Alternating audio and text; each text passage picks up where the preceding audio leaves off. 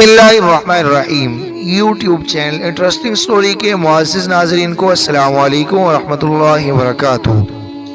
معزز ناظرین، اگر آپ ہمارے چینل پر نئے ہیں تو ہمارے چینل انٹرسٹنگ سٹوری کو سبسکرائب کر لیں اور ویڈیو کو لائک کر لیں اور اس ویڈیو کو اپنے دوستوں سے لازمی شیئر کیجیے اور فیڈ بیک کے طور پر کمنٹس باکس میں اپنی رائے کا اظہار ضرور کیجیے۔ تو لیجیے اب بغیر کسی تاخیر کے چلتے ہیں اپنی ویڈیو کی جانب۔ تناوش نے نفی میں سر ہلا دیا۔ اپنے سرغنہ کی لاش کو ٹھکانے لگانا تم چاروں کی ذمہ داری ہے۔ اگر یہ لاش پولیس کو مل گئی تو شاید انہیں مزید 4 لاشوں کی تفتیش بھی کرنا پڑ جائے۔ کسی کو بھی نہیں ملے گی دادا۔ ان میں سے ایک نے جرأت کر کے زبان کھولی تھی۔ اب دفع ہو جاؤ، اور اس کے بعد تم یا تمہارا کوئی ساتھی بھی اس محلے میں نظر آیا تو وہ ہمیشہ کے لیے نظر آنا بند ہو جائے گا۔ کبھی بھی نہیں آئیں گے، جہاں سے گزریں گے بھی نہیں۔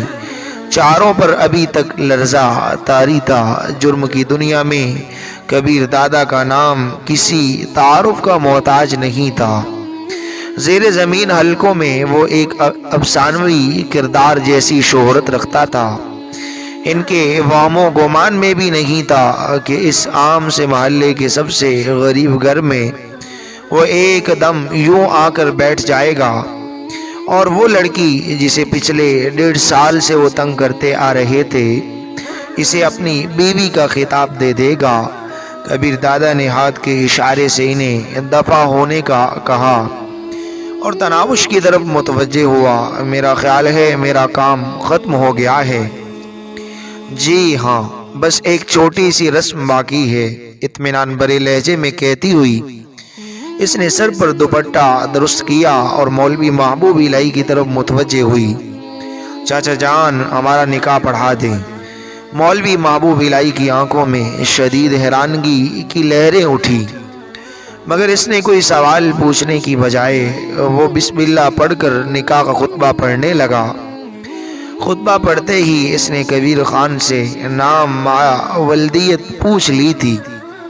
اس نے دھیمے لہجے میں جواب دیا، کبیر علی ولد عمر علی۔ حق مار، اس مرتبہ وہ بشرا خاتون سے مستفسر ہوا تھا۔ ماں کے کچھ کہنے سے پہلے تناوش بولی، حق مار دلاول شیخ کی موت ہی تھا، مگر بیٹی وہ اصرار کرتے ہوئے بولی، چاچا جان جو عرض کر رہی ہوں اسے مان جائیں۔ اور مولوی محبوب الہی تکرار کیے بغیر ایجاب و قبول کرانے لگا۔ کبیر دادا نے اس ضمن میں زبان نہیں کھولی تھی، وہ بس دلچسپی سے تناوش کی باتیں سنتا رہا۔ اس چھوٹی سی لڑکی میں خوبصورتی کے علاوہ بھی کوئی تو خاص بات تھی جو اس کی باتوں پر یوں محظوظ ہو رہا تھا۔ نکاح کی رسم پوری ہوتے ہی وہ کھڑا ہو کر تناوش سے پوچھنے لگا، تمہیں لینے کے لیے کس وقت گاڑی بھیجوں؟ میں آپ کے ساتھ ہی چل رہی ہوں۔ وہ پختہ لہجے میں بولی، نہیں۔ کبیر دادا نے نفی میں سر ہلایا، رات کے 10 بجے تمہیں لینے کے لیے کار پہنچ جائے گی۔ اپنے گھر والوں کے ساتھ چند گھنٹے مزید گزار لو، اور کوئی رسم وغیرہ رہتی ہو تو وہ بھی پوری کر لو۔ آخری فقرہ اس نے متبسم ہو کر کہا تھا۔ تناوش کو محسوس ہوا کہ وہ مسکراتے ہوئے مزید اچھا لگنے لگتا ہے، مگر اس کے ساتھ یہ بھی حقیقت تھی کہ تبسم اس کے چہرے پر خال و خال ہی نمودار ہوتا تھا۔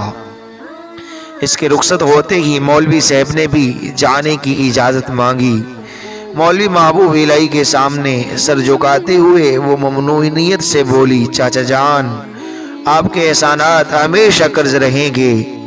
چاچا بھی کہتی ہو اور احسانات کا بھی ذکر کرتی ہو، پگلی بیٹیوں پر احسان نہیں کیے جاتے، ان کا حق ادا کرنے کی کوشش کی جاتی ہے۔ مولوی محبوب الہی اس کے سر پر شفقت بھرا ہاتھ پھیرنے لگا۔ اللہ پاک ہر لڑکی کو ایسا ہی سرپرست عطا کرے، گیل و گیر لہجے میں کہہ کر وہ ماں کی طرف مڑی اور اس کے گلے لگ کر رو پڑی۔ محلے والے بھی نادم اور خفیف انداز میں ماں بیٹی کے قریب ہو کر انہیں مبارکباد دینے لگے۔ گو وہ ساری کہانی ان کے سروں سے کافی اونچی گزری تھی۔ کبیر دادا جیسی شخصیت کی آمد، دلاور شیخ کی بھیانک موت، ماں بیٹی کی کارروائی، تناوش کا نکاح، سب کچھ نہایت عجیب تھا، مگر وہ سوال کرنے کی جرت نہیں کر پا رہے تھے۔ ان کے لیے بس یہ بات باعث اطمینان تھی کہ کبیر دادا نے دلاور شیخ کے کرندوں کو ہمیشہ ہمیشہ کے لیے ان کے محلے سے دفع ہو جانے کا حکم دے دیا تھا۔ محلے کی عورتوں میں بھی ہلچل مچی ہوئی تھی۔ کہیں ایک نے تو دلاور شیخ کا انجام سین میں آ کر اپنی آنکھوں سے دیکھا تھا۔ تناوش کے شور کو دیکھ کر تو ان کی آنکھیں حیرت سے پھٹی رہ گئی تھی۔ گو وہ تناوش سے عمر میں کافی بڑا تھا، مگر اس کا رکھ رکھاؤ اور روب دبدبا ایسا تھا کہ عمر کا فرق بالکل ہی پس منظر میں چلا گیا تھا۔ سب سے بڑھ کر تناوش کا رویہ انہیں حیرت میں ڈالے ہوئے تھا۔ کوئی دلہن نکاح کے وقت یوں باتیں نہیں کیا کرتی، نہ وہ اپنے حق مار کے متعلق منہ کھولتی ہے، اور نہ شور کو یوں مشورے دیا کرتی ہے، مگر وہاں اتنے عجیب حالات ظہور پذیر ہوئے تھے کہ کسی کے گمان میں بھی نہیں آ سکتے تھے وہ کس کس بات پر حیرت زیر کرتے۔ مولوی صاحب کے جانے کے بعد مرد حضرات بھی وہاں سے کھسک گئے تھے۔ ان کے جانے کے بعد عورتوں کو کھلی آزادی مل چکی تھی۔ تمام نے تناوش اور اس کی ماں کو گھیر لیا تھا۔ یوں بھی شادی کے دن دلہن مرکز نکاح ہوتی ہے، مگر وہ تو ایسی دلہن تھی جس نے تمام کے دماغ کو چکرا کر رکھ دیا تھا۔ گھر میں کان پڑی آواز سنائی نہیں دے رہی تھی۔ کوئی ماں بیٹی کو مبارکباد دے رہی تھی تو کوئی دلاور شیخ جیسے موذی کی موت پر اظہار تشکر کر رہی تھی، اور کوئی اس حیران کن واقعے پر تبصرے میں مشغول تھی۔ اور جتنے منہ اتنی باتیں، یوں بھی عورت ذات باتیں کرنے کے لیے پیدا ہوئی ہے۔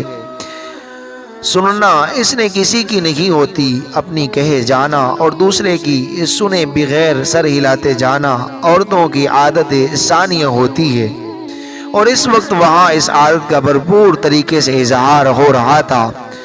عورتوں کے سوالات سے بچنے کے لیے تناوش روایتی دلہن کی طرح خاموشی سے گھونگھٹ میں چھپ گئی تھی۔ یوں جو وقت گزر رہا تھا اس کا دل اندیشوں سے بھرتا جا رہا تھا۔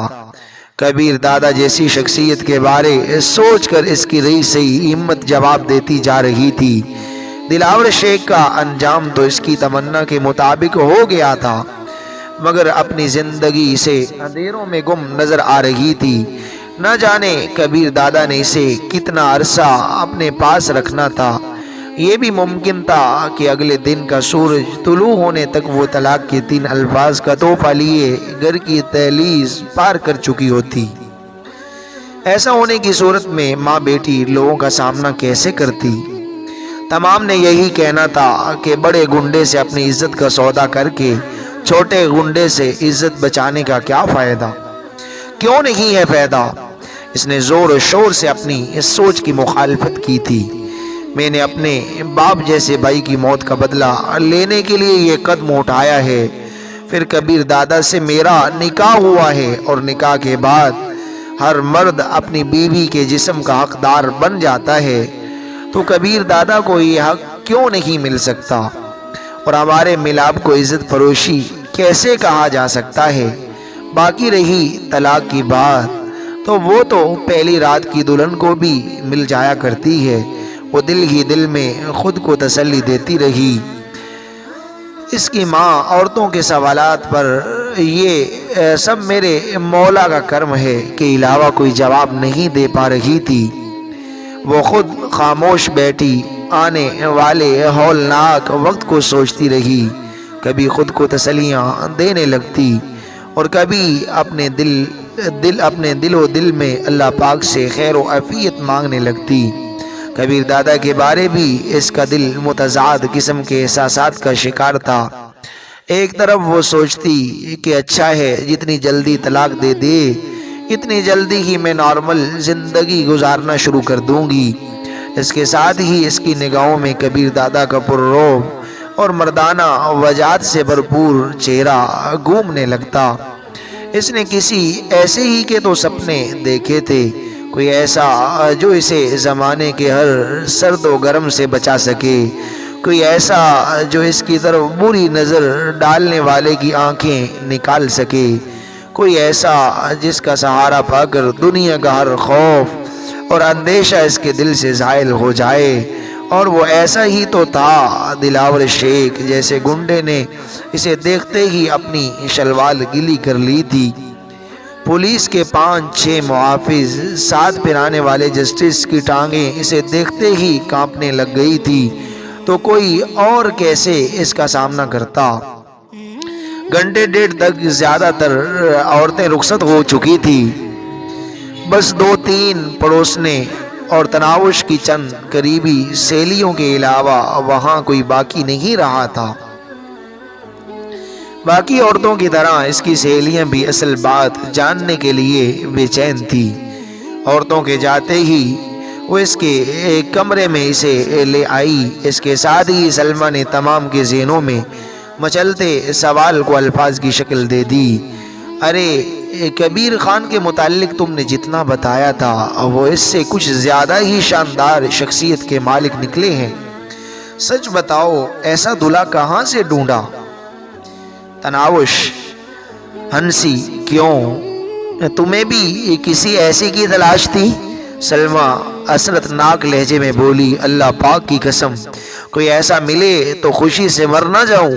تناوش اس پر چوٹ کرتے ہوئے بولی، مطلب جسے تمہاری موت مطلوب ہو وہ تمہارے لیے ایسے ہی دلہا کی دعا کرے، وہ تو میں نے بطور محاورہ بولا ہے۔ سلمہ نے وضاحت کرتے ہوئے کہا، اب اصل بات بولو۔ کون سی اصل بات؟ سلمہ نے کہا، یہی کہ کبیر صاحب آپ کو کہاں ملے، کیسے پسند کیا، اور تم نے اتنا عرصہ ہم سے کیوں یہ بات چھپائے رکھی، اور اس سے پہلے تم نے کبیر دادا کو دلاور شیخ کے بارے میں کیوں خبر نہ دی، وغیرہ وغیرہ۔ شازیہ، نازیہ، اقرا اور صالحہ بھی پرجوش پرشوق انداز میں اس کی طرف متوجہ ہو گئی تھی۔ ناظرین یہ ناول ابھی تک جاری ہے۔ میں امید کرتا ہوں کہ آپ کو یہ بہت زیادہ پسند آیا ہوگا۔ اب نیکسٹ ایپیسوڈ میں آپ دیکھیں گے کہ تناوش ان کے سوالات کا کیسے سامنا کرے گی، کیا جواب دے گی، کیا وضاحت دے گی کہ کیسے ٹاکرا ہوا، کیسے کیا یہ حقیقت ان کو بتا پائے گی یا نہیں، اور ان کا اظہار خیال آگے کیا ہوگا، اور تناوش کی رخصتی کیسے ہوگی، اور آگے چل کے اس کی جو نئی زندگی شروع ہونے والی ہے ان میں کن کن مشکلات کا سامنا کرنے پڑے گا، یہ تو آپ نیکسٹ ایپیسوڈ میں دیکھیں گے۔ میں امید کرتا ہوں کہ آپ کو یہ بہت زیادہ پسند آیا ہوگا ناول۔ اگر آپ چاہتے ہیں کہ نیکسٹ ایپیسوڈ جلدی اپلوڈ کیا جائے تو پلیز اگر آپ ہمارے چینل پر نیو ہیں تو اس کو سبسکرائب کر لیجئے، ویڈیو کو لائک اور شیئر کیجئے، کمنٹس باکس میں اپنے رائے کا اظہار ضرور کیجئے۔ جتنے زیادہ کمنٹس ہوں گے اتنا جلدی نیکسٹ ایپیسوڈ اپلوڈ کیا جائے گا، اور اس کے اندر آپ کمنٹس کے اندر آپ تبصرہ بھی ضرور کیا کیجئے کہ آپ کو کون سے یعنی کس کا کیا چیز آپ کو اس ناول میں، اس کہانی میں، اسٹوری میں پسند آئی ہے۔ تو اب ہمیں اجازت دیجیے نیکسٹ ایپیسوڈ تک۔ اللہ حافظ، جزاکم اللہ خیر۔ آپ کا اپنا چینل انٹرسٹنگ اسٹوری۔